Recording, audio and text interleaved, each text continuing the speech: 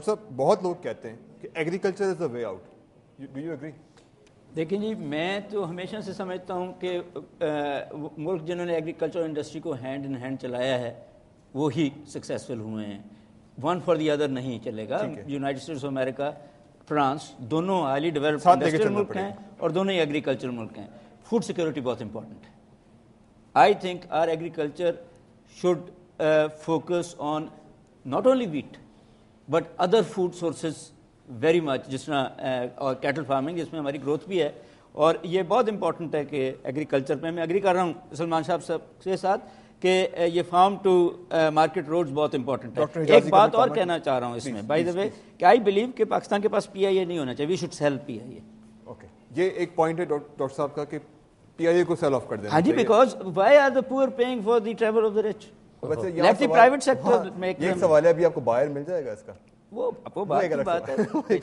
Doctor اعجازی کا میں comment لوں گا. ڈاکٹر صاحب دو چیزیں کوئکلی, ایک تو ایگریکلچر سے بات ہو گئی ہے, بٹ ڈیٹ انسٹرومنٹس کے بجائے ایکوٹی بہتر انسٹرومنٹ نہیں ہے؟ ایکوٹی تو بہت بہتر انسٹرومنٹ ہے, اسپیشلی جتنے بھی ہے. اب یہ جو ٹرکی نے نئی برج بنائی تھی, انہوں نے شیئرز آئی پی اوز کیا اور وہ فنڈ ریز کیا اور اس کو ختم کیا. ہمیں تو موٹر ویز بھی اسی طریقے سے بنانی چاہیے اور ہمیں تو یہاں پر سٹی کی جو ٹرانسپورٹ بھی ایسے ہی بنانی چاہیے. ہمارے تو جو ڈومیسٹک سٹی کی جو انٹرنل ریلوے سسٹم ہے یا بس سسٹم ہے, اسکائی ٹرین سسٹمز ہیں, وہ اس کے بیس پہ بنانا چاہیے. اس میں ڈاکٹر سلمان شاہ کو یہ کریڈٹ ہمیں ضرور دینا چاہیے. کیپٹل مارکیٹس انہوں نے ٹھیک استعمال کی تھی. جو کیپٹل مارکیٹس اس وقت کی جو حکومت ہے, یہ تو ظاہر ہے اس کی آؤٹ بھی اچھی, لیکن ہم کیپٹل مارکیٹ استعمال نہیں کر پا رہے, نہ اپنی نہ باہر کی. اکنامکس کا ایک بہت بڑا وہ ہے کہ جب ہم سسٹینیبلٹی کا لفظ استعمال کرتے ہیں تو بنیادی طور پر بات یہ ہے کہ کسی چیز کا افیکٹ جو ہے وہ ایک سال کے اندر نہیں جاتا, 2-3 سال تک افیکٹس رہتے ہیں. ابھی جو پالیسیز اس وقت گورنمنٹ کر رہی ہے, اس کے افیکٹ اگلے 4 سال تک 5 سال تک رہیں گے. بہت مشکل ہے کہ ہم اس کو کنٹرول کر سکیں. بہت اچھی خبر نہیں اور نہیں, اچھی خبر نہیں ہے. اور میں سمجھتا ہوں کہ یہ ابھی بہت سے اثرات جو ہیں پچھلی حکومت کی طرف سے ابھی تک آ رہے ہیں. اتفاقات ایسے ہیں کہ بیچ میں آئل شاکس آ گئے, اتفاقات کچھ اور اس طریقے سے ہو گئے, لیکن ادروائز ہم بہت سی ایسی پالیسیز تھیں پہلے جس کے افیکٹس ابھی تک ہم دیکھیں. اس میں ایک چیز I think I must clarify this, and this again goes back to کہ آپ پراپر انالیسس کر رہے ہیں یا نہیں کر رہے. ایک بات تو یہ بڑی کلیئر ہے کہ oil shock was of an unusual magnitude, اور اس کو اگر آپ یہ کہیں گے کہ یہ oil shock was a normal thing تو you are making a big mistake. The second thing was the governance issues جو پاکستان کو پچھلے 2 سال میں آئے ہیں, they have taken a very big toll on the country's economy. اب آپ نے کوشچن جی اپنا نام بتائیے گا, سوال کیجیے گا. جی, میرا نام نوشین طلعت ہے اور میں یہاں ایم فل کی اسٹوڈنٹ ہوں UCP میں. میرا کوشچن یہ ہے کہ ہم نے یہاں پہ پرابلمس بھی ڈسکس کی, ہم نے کمپیریزن بھی کیا, we do have the benchmark countries. تو ان ساری پرابلمس کو جانتے ہوئے پاکستان فورس ہی کیوں نہیں کرتا اپنی پرابلمس کو, اور اسٹریٹجیز کو فارمولیٹ کیوں نہیں کیا جاتا؟ ہمیشہ پرابلمس آنے کے بعد ہی اسٹریٹجیز کیوں بنائی جاتی ہیں؟ دوسری بات یہ کہ ہم لانگ ٹرم اسٹریٹجیز کیوں نہیں بنا سکتے؟ ہمیں اپنے ملک کے لیے اسٹریٹجی بنانی چاہیے, نہ کہ وہ اسٹریٹجی گورنمنٹ اورینٹیڈ ہونی چاہیے کہ جو گورنمنٹ کے چینج ہوتے ہی اسٹریٹجیز بھی چینج ہو جائیں. تو اس میں جو ہے وہ کس کی یہ ذمہ داری ہے؟ آئی اس میں گورنمنٹ ذمہ دار ہے. یہ کچھ چیزیں بڑی فنڈامنٹلز ہوتی ہیں. لا اینڈ آرڈر جو ہے, جوڈیشری جو ہے بڑی امپورٹنٹ چیز ہے, پراپرٹی رائٹس جو ہے وہ بڑی امپورٹنٹ ہے, اونرشپ رائٹس کا ایشو ہے. لانگ ٹرم پالیسی کے لیے وہ اسٹرکچر ضروری ہیں گورنمنٹ کی جو لانگ ٹرم گورنمنٹ کے چینج ہونے سے افیکٹ نہ پڑے جن کے اوپر, اور وہ اسٹرکچرز تبھی بنیں گے جب کہ آپ کی ایک فنڈامنٹل کنسٹیٹیوشن پکا ہو. ابھی مسئلہ یہی ہے, ہمیں بہت عرصے کے بعد ابھی جب 18 امینڈمنٹ ہوئی اور یہ سارا, یہ بہت عرصے کے بعد ایک پولیٹیکل سسٹم اپنا رول ان ہونا شروع ہوا ہے.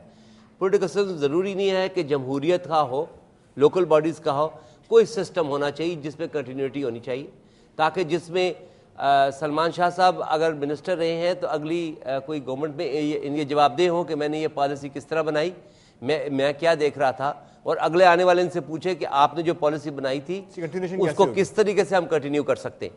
تو یہ ایک سسٹم ہونا چاہیے. ابھی سلمان شاہ صاحب اور ان کی لیڈرشپ جو تھی وہ اب یہاں نہیں ہے سین میں جواب دینے کے لیے. یہ ہے ڈسکنٹینیوٹی آف دا سسٹم. جو طلعت بات کر رہی ہے تو اس کا یہی ہے کہ ہمیں ایسی پالیسیز بنانے کے لیے جو کہ لانگ ٹرم ہو, جس سے کہ اکانومی گرو کرے, ہمیں لانگ ٹرم گورنمنٹ بھی چاہیے. We are coming to the end of our program, لیکن اس سے پہلے میں چاہوں گا ڈاکٹر قیس اسلم, ڈاکٹر صاحب کے سوال پہ رسپونڈ کیجیے گا پلیز. میں پہلے اس بات پہ ایک بات کہہ دوں. ایک نمبر 1 کنٹینیوشن کی بات یہ ہے کہ ہر ماشاء اللہ حکومت کو 12 سال رہی ہے اس ملک میں, اور ہر ڈیموکریٹک حکومت جو ہے وہ اس سے کم عرصے پہ رہی ہے.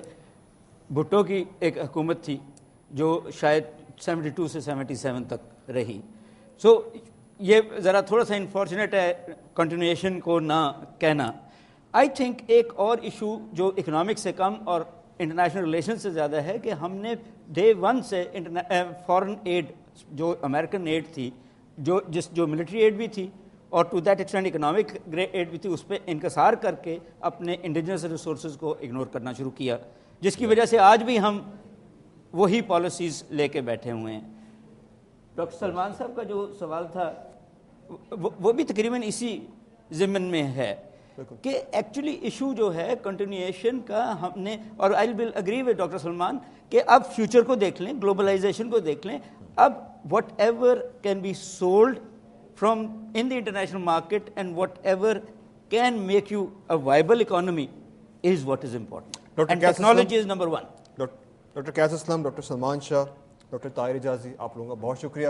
حاضرین آپ لوگوں کا بہت شکریہ, آپ نے اسٹوڈنٹس بھی, ٹیچرز بھی, فیکلٹی کے ممبر جو موجود ہیں, آپ لوگوں کا بہت شکریہ, آپ نے اس ڈیبیٹ میں شرکت کی. ناظرین کنکلوژن یہی نکلتا ہے عام طور پر جب ہم ایسی ڈیبیٹ کرتے ہیں, لاجیکل کنکلوژن یہ نکلتا ہے کہ باہر دیکھنا چھوڑ دیں, ہمارے پاس انٹرنلی ریسورسز موجود ہیں جو ہم ایکسپلور نہیں کر رہے, یا ان کی ایکسپلوریشن پہ ہماری توجہ نہیں ہے. ہماری پریفرنس یہ ہے کہ باہر سے کوئی آ کے ہماری مدد کر دے اور ہم اپنے جو مسائل ہیں وہ شارٹ ٹرم میں سالو کر لیں. لانگ ٹرم کی تھنکنگ ہمارے پاس نہیں ہے. ذرائع ایسا نہیں ہے کہ اللہ تعالیٰ نے یہ ملک ہمیں دیا ہے تو ریسورسز نہیں دیے, ریسورسز دیے ہوئے ہیں, اب ہم ان کو ایکسپلور نہیں کر پا رہے, یہ ہماری کمزوری ہے.